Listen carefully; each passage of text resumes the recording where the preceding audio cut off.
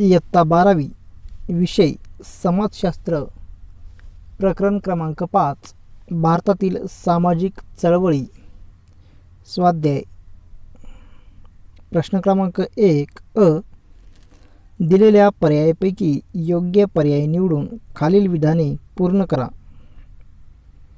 1. चिपको आंदोलनाचे उद्दिष्ट म्हणजे डॅश.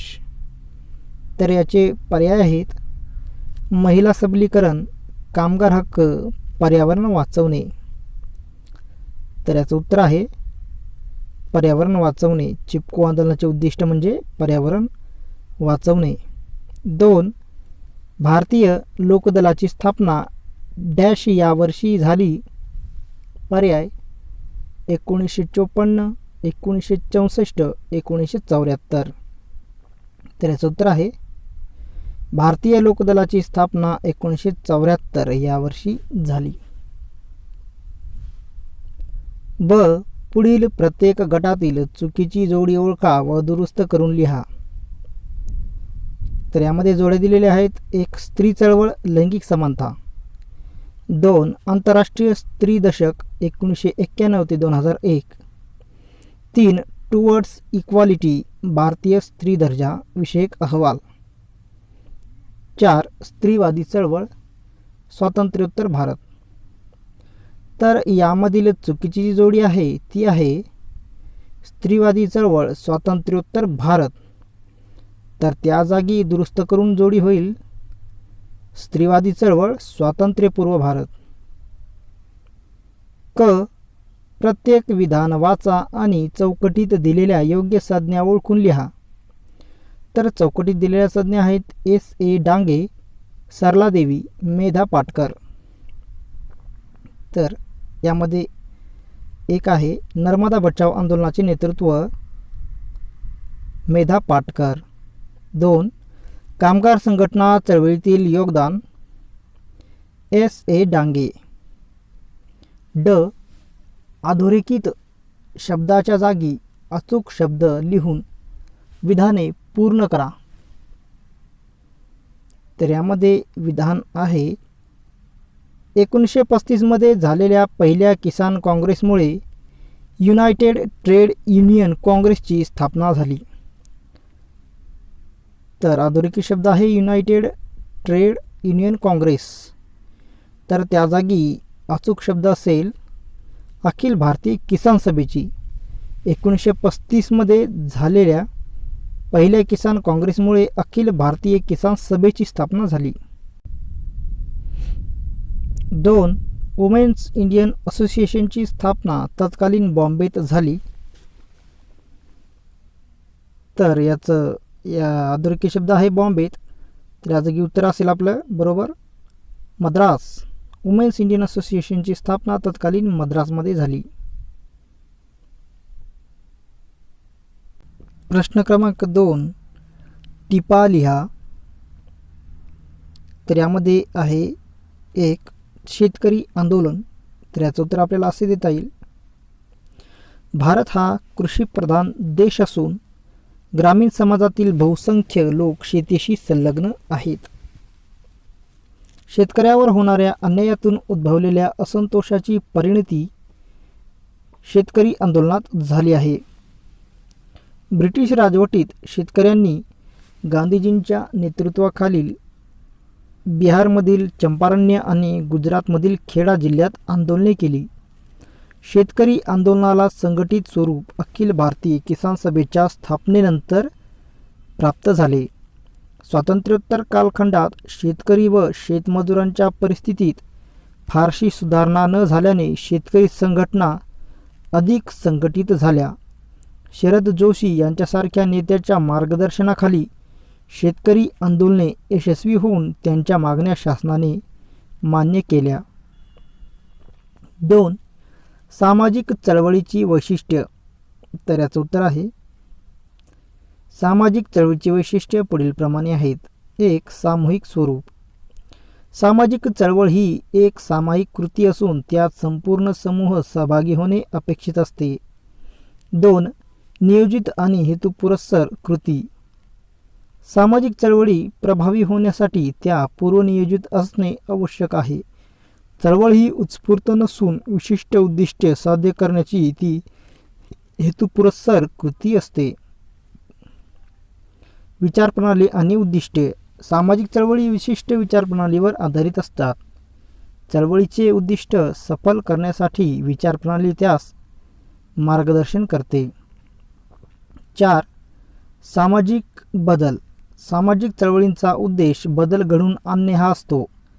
चळवळ सामान्यतः प्रस्थापित व्यवस्थेत बदल करण्यासाठी हाती घेतली जाते.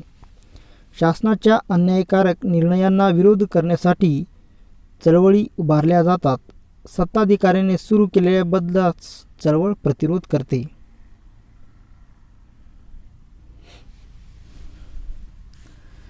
प्रश्न क्रमांक 3. फरक स्पष्ट करा.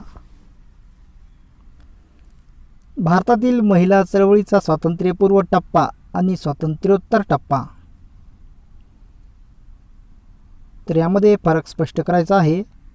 भारतातील महिला चळवळीचा स्वातंत्र्यपूर्व टप्पा आणि भारतातील महिला चळवळीचा स्वातंत्र्योत्तर टप्पा. त्याचं उत्तर आपल्याला असे देता येईल.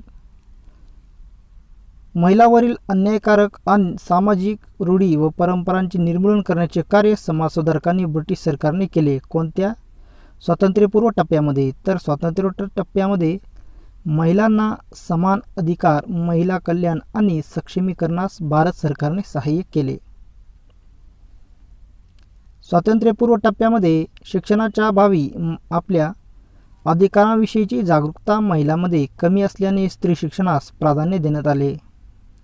स्वातंत्र्योत्तर टप्प्यामध्ये स्वातंत्र्योत्तर कालखंडात महिलांमध्ये साक्षरतेचा प्रसार झाल्याने त्या स्त्री सक्षमीकरणाविषयी आग्रही आहेत.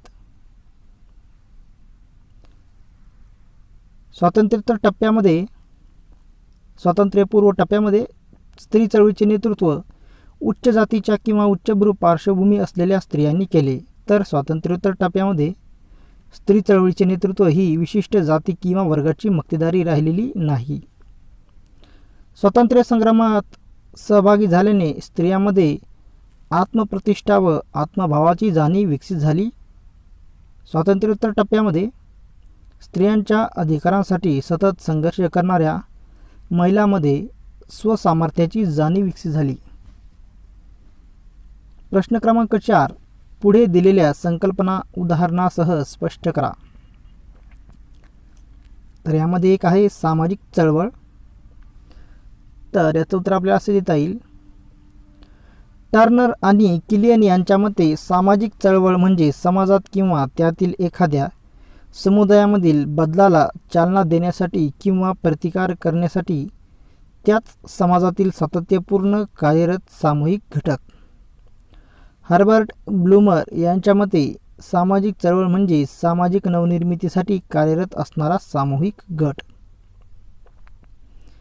सिडनी टॅरो यांच्या मते सामाजिक चळवळ म्हणजे सत्ता, अधिकार तसेच प्रस्थापित सांस्कृतिक संकेतांना सामायिक हेतूने व सामूहिक पातळीवरील पूर्ण ऐक्यासह आव्हान देण्यासाठी समाजातील अभिजन, विरोधक व पदाधिकाऱ्यांमधील सातत्यपूर्ण संवाद, निषेध, आंदोलने, बंडखोरी, प्रतिकार आणि दंगलीसुद्धा सामूहिक निदर्शनात्मक कृती आहेत. त्यांना सामाजिक चळवळ म्हणता येणार नाही. उदाहरणार्थ भारतातील कामगारांच्या, शेतकऱ्यांच्या चळवळी. 2. पर्यावरणीय चळवळ. तर याचं उत्तर आपल्याला असे देता येईल. गाडगीळ आणि गुहा यांच्या मते नैसर्गिक संसाधनांचा शाश्वत उपयोग, पर्यावरणाचा ऱ्हास थांबवणे किंवा पर्यावरणाचे जतन करणे या दिशेने जाणीवपूर्वक निर्देशित केलेली एक संघटित सामाजिक प्रक्रिया म्हणजे पर्यावरण चळवळ होय. हरित चळवळ, संवर्धन चळवळ या संज्ञा वैकल्पिकरित्या पर्यावरण चळवळीसाठी वापरल्या जातात. प्रश्न क्रमांक 5. संकल्पनांची आकृती पूर्ण करा. 19व्या शतकातील स्त्रीवादी चळवळीपुढील महत्त्वपूर्ण आव्हाने. तर कोणती आव्हाने होती? तर यामध्ये आहे पुरुषप्रधान समाज, शिक्षणाचा अभाव, धार्मिक रूढी, परंपरा, संयुक्त कुटुंब. प्रश्न क्रमांक 6. आपले मत नोंदवा. 1. पर्यावरणीय अभ्यासक्रमामुळे तुमच्या वर्तनावर काही परिणाम झाला आहे का? तर याचं उत्तर आपल्याला असं देता येईल. पर्यावरणीय अभ्यासक्रमामुळे पर्यावरण ऱ्हासास मानवी वर्तन जबाबदार आहे याची जाणीव झाली आहे. पर्यावरण संवर्धनविषयक महाविद्यालयीन उपक्रमामध्ये मी सक्रियरित्या सहभागी होतो.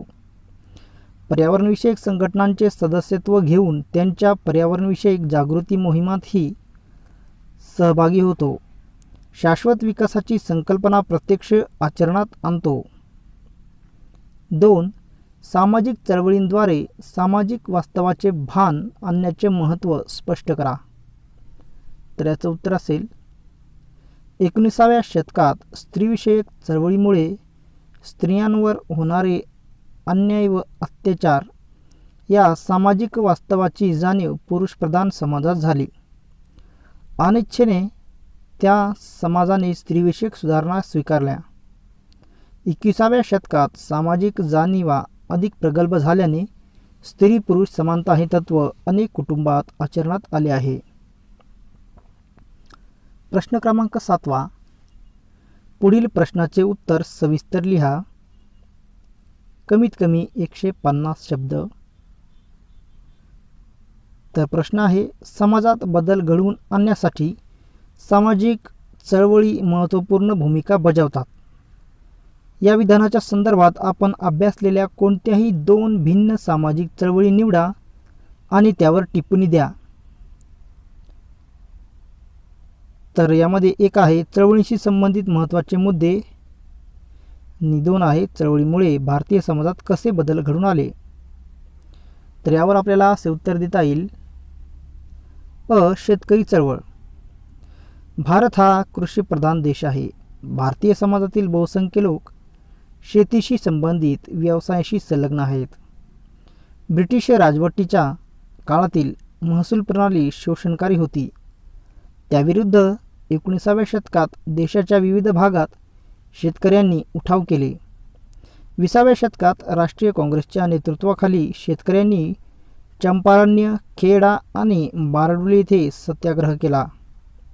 स्वामी सत्यानंद यांनी बिहार राज्यात शेतकरी सभा संघटित केली. 1936 साली पहिली किसान काँग्रेस आयोजित करण्यात आली. 1936 साली अखिल भारतीय किसान सभा स्थापन करण्यात आली. स्वातंत्र्योत्तर कालखंडात शेतकरी व शेतमजुरांच्या परिस्थितीत फारशी सुधारणा झाली नाही. 1970च्या दशकात देशातील विविध राज्यांत नव्याने शेतकरी चळवळीचा उदय झाला. शेतकरी चळवळीमुळे शेतकरी वर्ग संघटितपणे आपल्या समस्या सोडवण्यासाठी प्रयत्नशील आहे.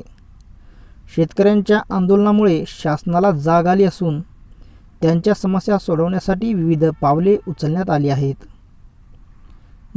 कामगार चळवळ. 19व्या शतकाच्या उत्तरार्धात भारतात औद्योगिकीकरणाची सुरुवात होऊन भांडवलदार व कामगार असे 2 वर्ग उदयास आले. कामगारांनी संघटितपणे भांडवलशाही व्यवस्थेविरुद्ध संघर्ष केला आहे. नारायण मेघाजी लोखंडे यांनी सन 1884 मध्ये बॉम्बे मिल हँड्स असोसिएशन ही देशातील पहिली कामगार संघटना स्थापन केली. पहिल्या महायुद्धानंतर कामगारांनी संपाचे अस्त्र उगारून आपला असंतोष व्यक्त केला. सन 1982च्या मुंबईतील गिरणी कामगारांच्या अयशस्वी संपानंतर भारतातील कामगार चळवळ क्षीण झाली आहे. कामगार चळवळींद्वारा साम्यवादी विचारांचा प्रसार झाला.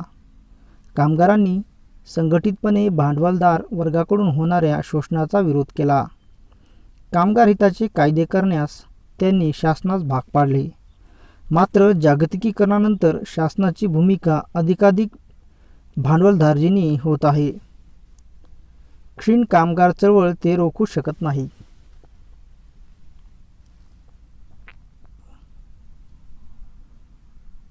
तर या पद्धतीने आपल्याला हे उत्तर देता येईल.